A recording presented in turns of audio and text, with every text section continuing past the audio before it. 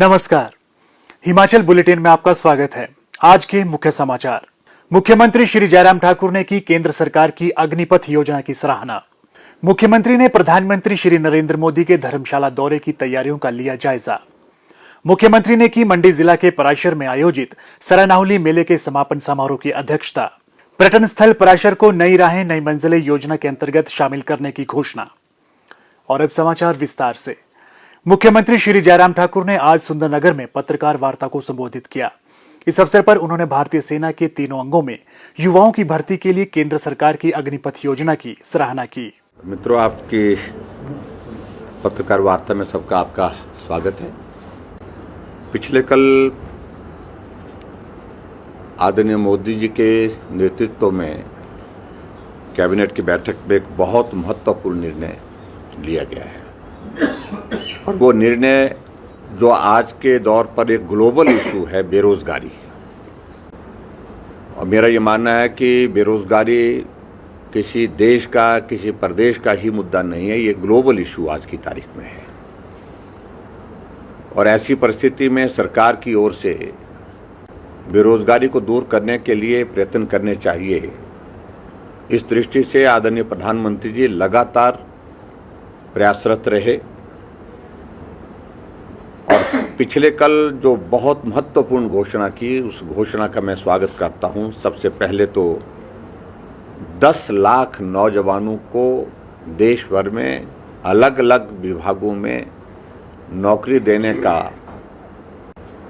ऐलान करना। और ये मैं कह सकता हूं कि शायद आज तक के इतिहास में भारतवर्ष में पहली बार इतने बड़े स्केल पर नौकरी देने का निर्णय करना फेज्ड मैनर में। और इस निर्णय का मैं स्वागत करता हूं, अभिनंदन करता हूं।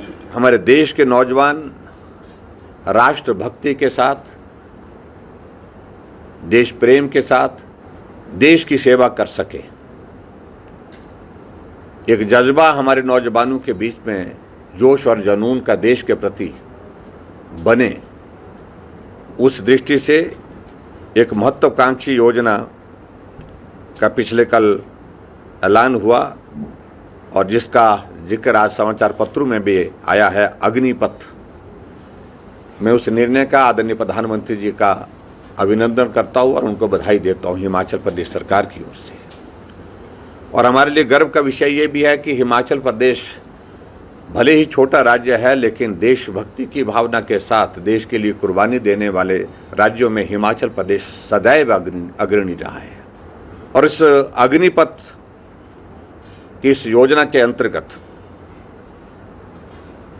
हर वर्ष जो है वो 17.5 साल से 21 वर्ष की आयु तक हमारे नौजवान 4 वर्षों के लिए अग्निवीर के रूप में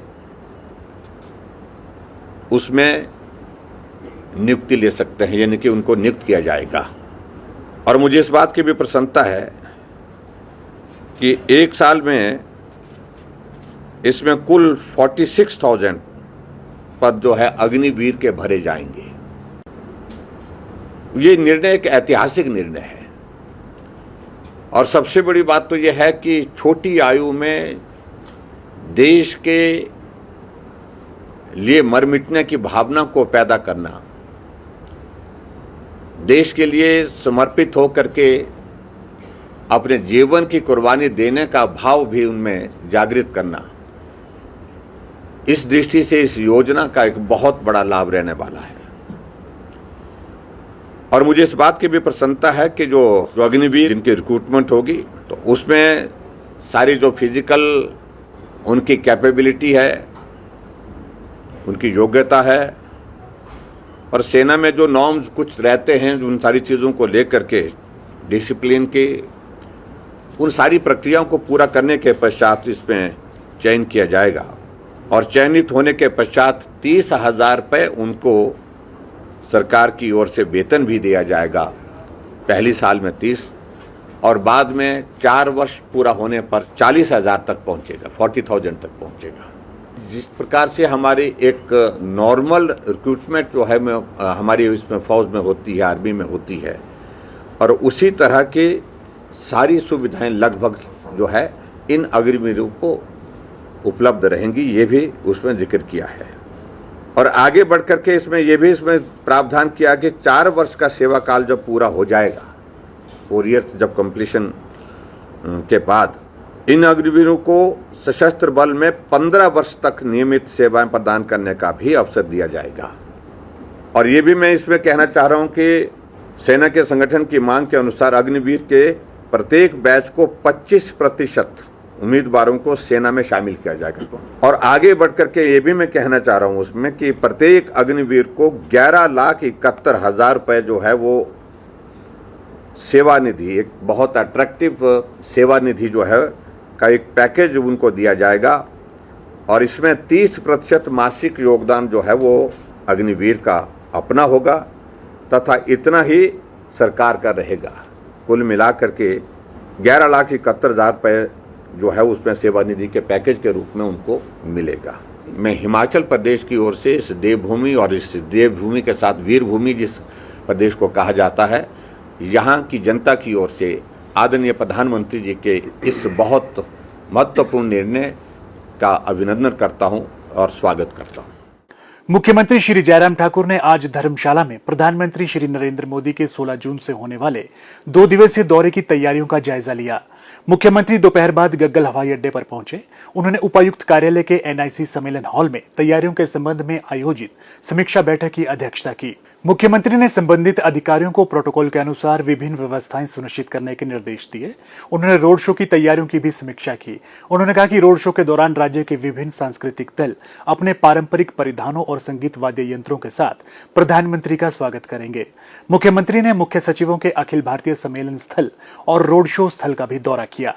मुख्यमंत्री श्री जयराम ठाकुर ने आज जिला मंडी के ऐतिहासिक एवं धार्मिक पर्यटन स्थल पराशर में आयोजित सरानाहुली मेले के समापन समारोह की अध्यक्षता की। इस अवसर पर उन्होंने पराशर ऋषि मंदिर परिसर में जनसभा को संबोधित करते हुए कहा कि सरानाहुली मेला देवास्था, पर्यटन, मनोरंजन, खेल तथा व्यापार की दृष्टि से एक महत्वपूर्ण मेला है। उन्होंने कहा कि विभिन्न मेलों देव परंपराओं के प्रसार और संरक्षण, स्वरोजगार, कृषि, बागवानी और पर्यटन की संभावनाओं को बढ़ावा देने के उद्देश्य से इस क्षेत्र में सड़कों के निर्माण के लिए अभूतपूर्व प्रयास किए गए हैं। इस अवसर पर मुख्यमंत्री ने राजकीय माध्यमिक विद्यालय खलबूट को उच्च विद्यालय में स्तरोन्नत करने, पर्यटन स्थल पराशर को नई राहें नई मंजिलें के अंतर्गत शामिल करने तथा मुख्यमंत्री लोक भवन बनाने की घोषणा की। मुख्यमंत्री ने कहा, देवता पराशर के यहाँ पर आज बहुत लोग श्रद्धा के साथ आते हैं। आदमी तो आते हैं, लेकिन देवता भी आज के इस अवसर पर आते हैं यहाँ पर।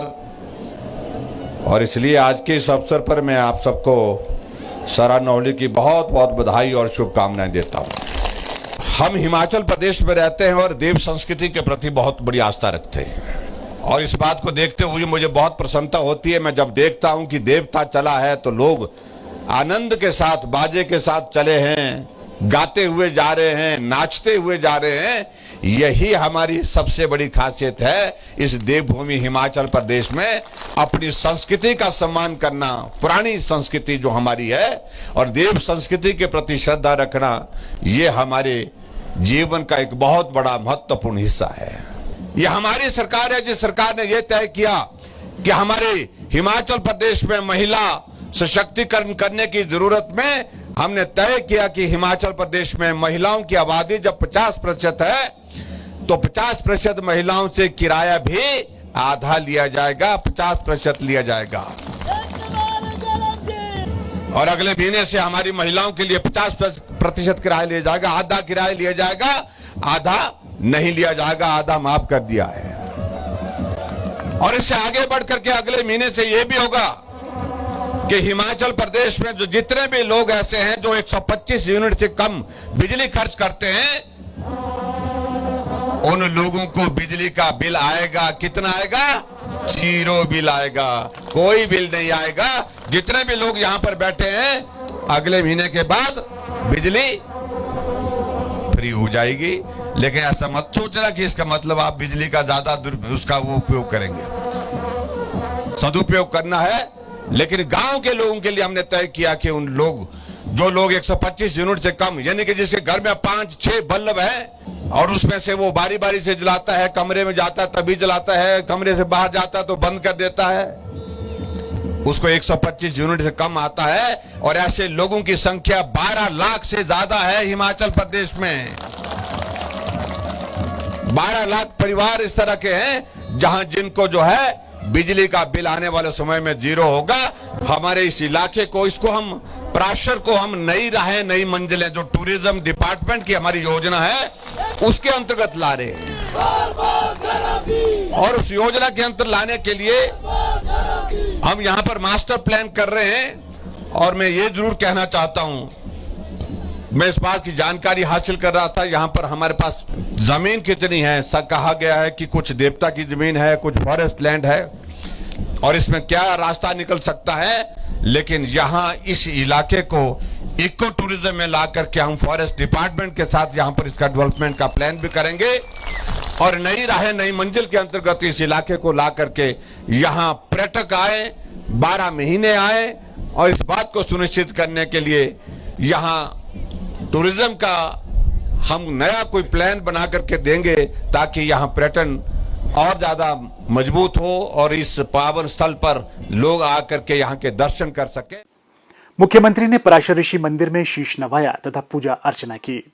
इस मौके पर प्रदेश सरकार के विकासात्मक कार्यक्रमों एवं योजनाओं पर आधारित विभिन्न विभागों द्वारा प्रदर्शनी, सांस्कृतिक कार्यक्रम एवं खेल प्रतिस्पर्धाओं का आयोजन भी किया गया। हिमाचल बुलेटिन देखने के लिए सब्सक्राइब करें YouTube channel IPR Himachal, follow करें ट्विटर @DPRHP, लाइक करें Facebook page information and public relations department Himachal Pradesh, visit करें वेबसाइट www.himachalpr.gov.in। इस अंक में इतना ही, कल फिर होगी मुलाकात, दीजिए इजाजत, नमस्कार।